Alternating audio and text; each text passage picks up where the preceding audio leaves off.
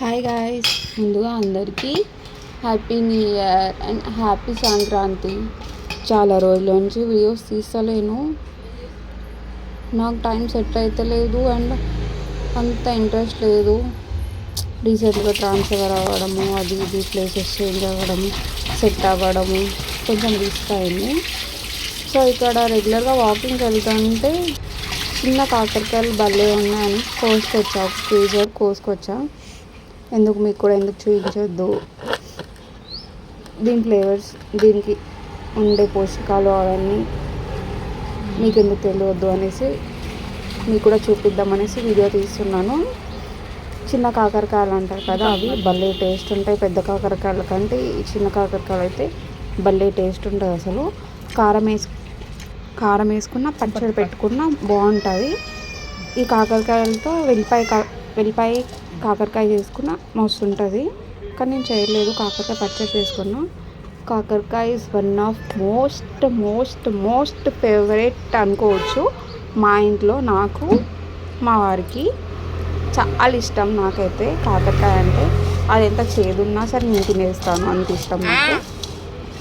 So చేదు పోవాలి అంటే కొంచెం లైట్గా ఒక టేబుల్ స్పూన్ పసుపు, ఒక టేబుల్ స్పూన్ ఉప్పు వేసుకొని కొద్దిసేపు ఆరేసుకోవాలి. మా అమ్మ ఒకతే కట్ చేస్తుంటే పాపం మా చిన్నోడు కూడా అమ్మమ్మ ఒకతే కష్టపడుతుంది, నేను కూడా కష్టపడతా అమ్మమ్మ అనేసి వాడు కూడా కోస్తుండు. వాడి ప్రయత్నాలు వాడు చేస్తుండు, వాడిది ఏందో వాడి లోకం వాడిది. అలా కొద్దిసేపు ఆరేసాక డీప్ ఫ్రై చేసుకొని కొంచెం ఆయిల్ తీసుకున్నాను నేను. మళ్ళీ ఆయిల్ వేస్ట్ అయిపోతే ఆ ఆయిల్ యూజ్ చేయం కదా మనము. కాకరకాయ చేదు అనేది మొత్తం ఆయిల్లో పట్టేస్తుంది, మళ్ళీ ఆయిల్ వేస్ట్ అయిపోతుంది. వేరే కర్రీస్లో కూడా యూజ్ చేయం కదా మనము. సో ఎందుకు ఎక్కువ ఆయిల్ వేస్ట్ చేయడం అనేసి తక్కువ ఆయిల్లోనే ఒక దగ్గర ఒక 1/2 kg వరకు కాకరకాయలన్నీ యూజ్ చేసేసాను నేను. అది డీప్ ఫ్రై చేసుకున్నా. డీప్ ఫ్రై అవుతుంటే పక్కన పచ్చడి కావాల్సిన థింగ్స్ ఏవి ఉంటాయో అవి వేయించుకుంటున్నా. మట్టి పెనం యూజ్ చేస్తున్నా, చాలా రోజులు అయింది యూజ్ చేయక. మమ్మీ వాళ్ళ ఇంటికి వచ్చా కదా, మట్టి పెనం యూజ్ చేస్తున్నా. జీలకర్ర, ఆవాలు, మెంతులు లైట్ గోల్డెన్ బ్రౌన్లో వేయించుకుంటే సరిపోతుంది. స్మెల్ అనేది వస్తుంది, బాగుంటుంది. ఇదే పౌడర్ మన పిక్కిలో ఏదైతే ఉంటే పచ్చడి ఉంటుంది కదా, కాకరకాయ పచ్చడి అవసరం ఉంటుంది, మొత్తం చేంజ్ చేసేస్తుంది ఆ పౌడర్ అనేది. ఇలా లైట్ గోల్డెన్ బ్రౌన్లో వచ్చేసాక తీసేసుకోవడము, ఇట్లా పేస్ట్ చేసుకొని పక్కన పెట్టుకోవడము. పక్కగా అల్లం వెల్లుల్లి కూడా రుబ్బుకున్నాను, పక్కన పెట్టుకున్నాను. చూపించలేదు, మర్చిపోయాను. అండ్ కొన్ని పండిపోయాయి, అవి ఎందుకు వేస్ట్ చేయడం, ఎందుకు హార్వెస్ట్ చేయొద్దు అని ఒక థాట్తో ఆరబెట్టాను నేను. హార్వెస్ట్ చేద్దామని. ప్రతిసారి బయటకు వెళ్ళాలంటే మనకు కాదు కదా, అదేదో మనం ఇంట్లో హార్వెస్ట్ చేసుకుంటే పండుతుంది కదా అనేసి చాలానే ఒక 1/4 kg వరకు పండాయి. అవన్నీ ఆరబెట్టాను నేను.